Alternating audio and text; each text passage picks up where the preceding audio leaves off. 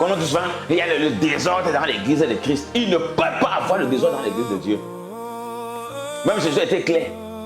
Les portes du séjour des morts ne prévaudront point contre elles. Pourquoi donc tu peux être de l'église de Christ et les portes du séjour des morts ont le dessus sur toi? Et quand on parle ici de mort, je ne parle pas de la mort physique, parce que la mort physique est un facteur commun. Nous tous, on va mourir. Nous parlons de la mort spirituelle.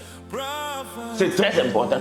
Donc, il faut dire aujourd'hui, vous avez bien dit, les gens vont dire, j'ai un prophète, je suis une église, j'ai un pasteur, j'ai un prêtre, j'ai un imam, j'ai un marabout au village, je ne sais pas comment dire, j'ai un bamba, j'ai un gamsi. Chacun va dire sa part.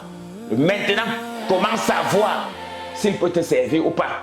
Ou bien comment savoir s'il est vraiment de Si, de Yahweh, s'il est de Zamba, ou bien je ne sais pas quoi, s'il est de Abba, de tout cela, tu vas connaître comment? Et pourquoi on dit cela? Même Dieu va dire ici, ils sont errants parce qu'ils n'ont pas de pasteur. Ils sont errants, ils montent partout parce qu'ils n'ont pas de pasteur. Même le Christ l'avait dit. Il était abattu comme une foule de brebis sans berger. Quand quelqu'un a un pasteur, un prophète dans sa vie, ça ne se cache pas. Ça se lit sur toi. Tu réussis dans tous les domaines de la vie. Je ne parle pas en parabole. Je parle clairement. Que ce soit la santé, tu réussis. Le mariage, tu réussis. L'évolution, tu réussis.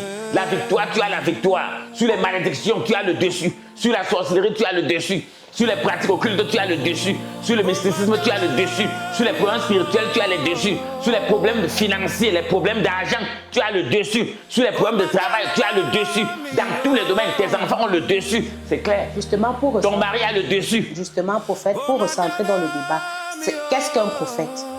Bon, c'est très clair. Et je vais expliquer ça de façon simple.